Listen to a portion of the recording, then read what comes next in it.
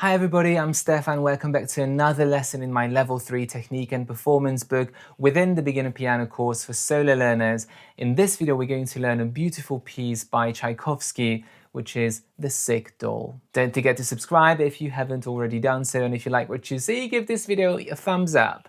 Also, I offer online piano lessons. If you're looking for one, there's going to be information below. And if you'd like to get the Level 3 Technique and Performance book, links will be there too.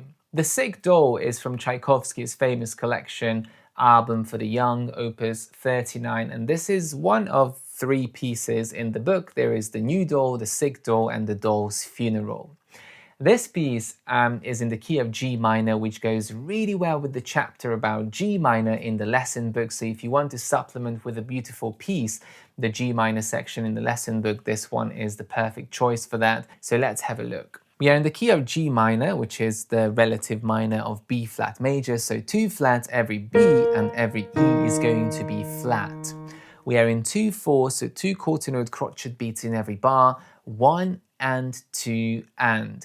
And it says lento, which is slowly, but it's really kind of a vague description of this piece, and there are so many interpretations of this. Some people play it quite fast, other people play it quite slow, but both of them can be just as expressive if you can, pull it off. So it's really up to you which tempo you choose, as long as you can make it expressive and you can make it emotional. We're going to start with the right hand, the first 2 lines, so first 8 bars. And as you can see, the right hand melody is always on the second beat.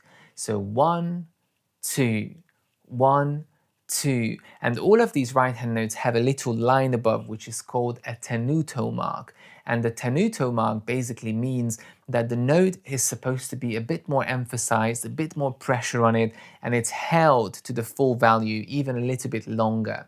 So not quite the same as an accent mark, which is very strong and abrupt. This one is just more emphasis on the note. Now, in order to do that, we're going to do a beautiful rounded motion. So instead of going, we're going to go 1, 2, 1, 2, 1, 2. So going up and rounding in a deep, rich key attack.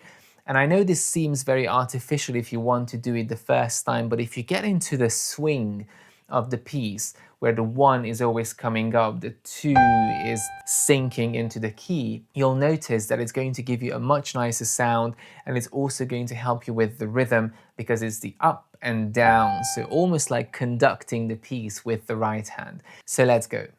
1 and 2 and 1 and 2 and 1 and 2 and 1 and 2 and 1 and 2 and 1 and 2 and 1 and 2 and 1 and 2 and.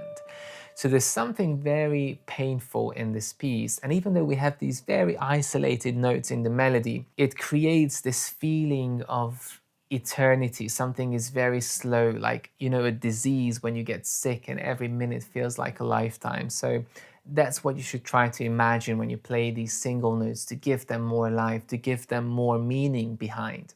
The left hand pattern is basically just chords,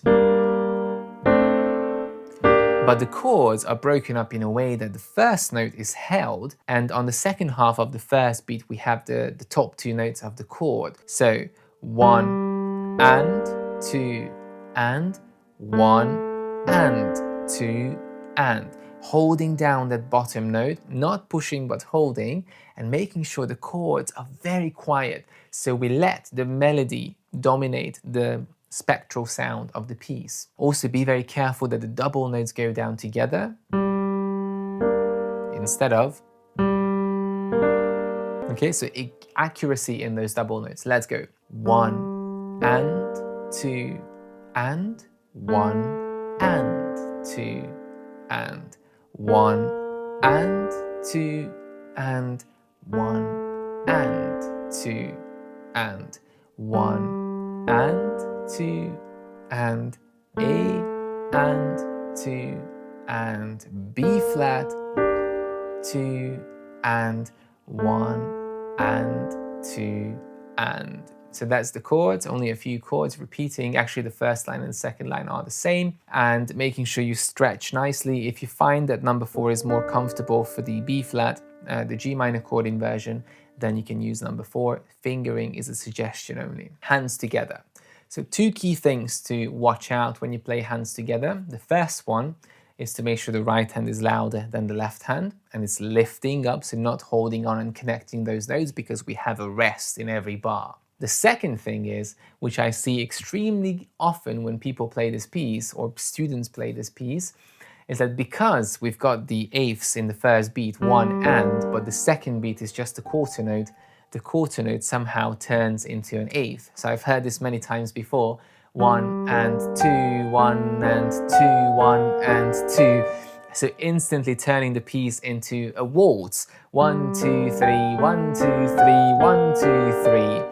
And instead it is not a waltz, it is in 2/4. So 1 and 2 and 1 and 2 and.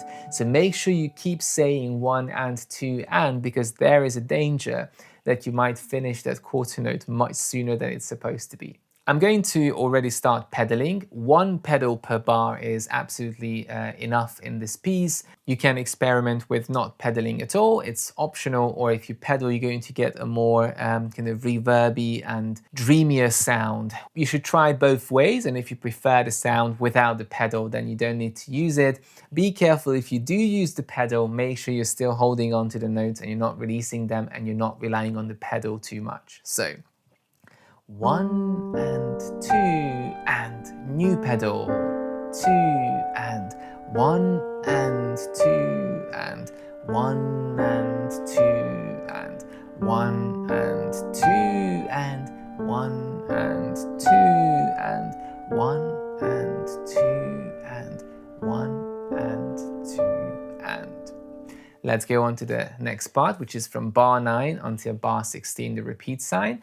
The left hand takes on now the tenuto notes and the right hand takes on the chords. So let's go left hand, 1 on the G, 1 and 2 and 1 and 2 and 1 and 2 and E flat, 1 and 2 and 1 and 2 and 1 and 2 and 1 and 2 and 1 and 2 and.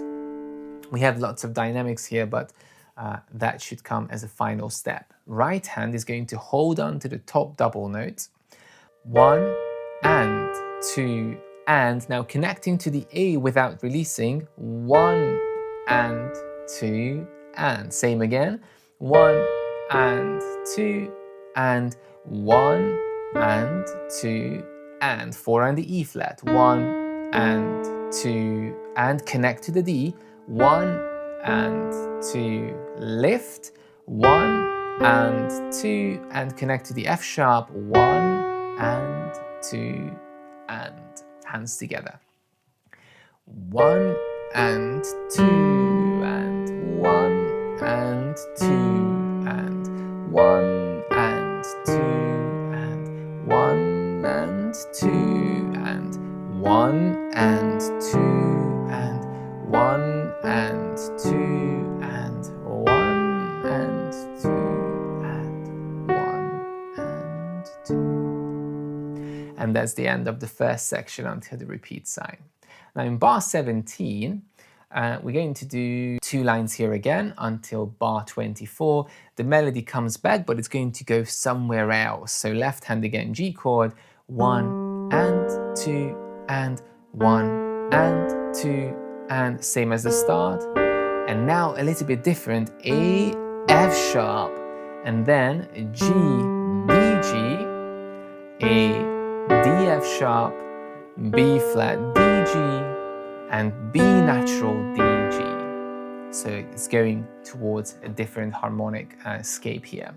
Right hand, number 4 on the G, 1, 2, 1, 2, 1, 2, 1, 2. Now B flat, 2, 1, 2, 1, 2, 1, 2. And that's the forte section. So hands together, 1 and 2, and 1 and 2. Crescendo, 2 and 1 and 2, and 1 and B flat, 1 and 2, and 1 and 2, and 1 and 2, and going on to bar 25 until bar 32. Left hand is a C minor chord this time, 1 and 2, and C sharp in the treble clef, 1 and 2, and D and 2, and E flat, 2, and 1 and 2, and jumping back to the bass clef, D, C, and down to the G, 1 and 2, and 1 and 2, and so we have a G, and then up to E flat A. Right hand, 5 on the G, 1, 2, 1, 2, 1, 2, 1, 2, 1, B flat, 1, 2, 1, 2, 1, 2, so C, F sharp. Hands together, 1 and 2, and 1 and 2, and 1 and 2, and 1 and 2, and 1 and 2, and down to the bass clef, and G. Piano. And we get to the final section, which is repeating a few chords with slight modulations, kind of ascending and descending. And we finish on this very dark chord at the end, which you can think that the doll is now dead, or maybe just really, really sick. So it's not a happy ending at all.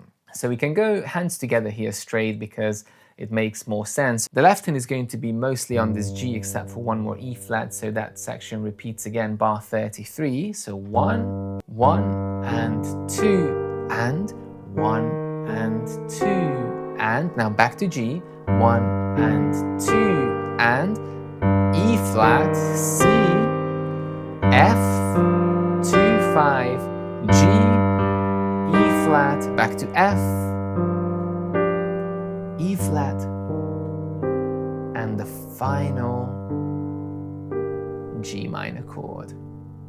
So trying to keep it as short as I can. As you can see, the ending is ascending and then descending and finishing on this beautiful G minor chord. I hope you'll enjoy this piece. It's one of my favorites from Tchaikovsky's book. It's so expressive with such a simple melody but beautiful harmonies behind. And whenever I was teaching this to any of my students, they always loved it, whatever age they were. So I hope you'll enjoy it too. Think about expression and choose a speed that feels ripe and appropriate to you.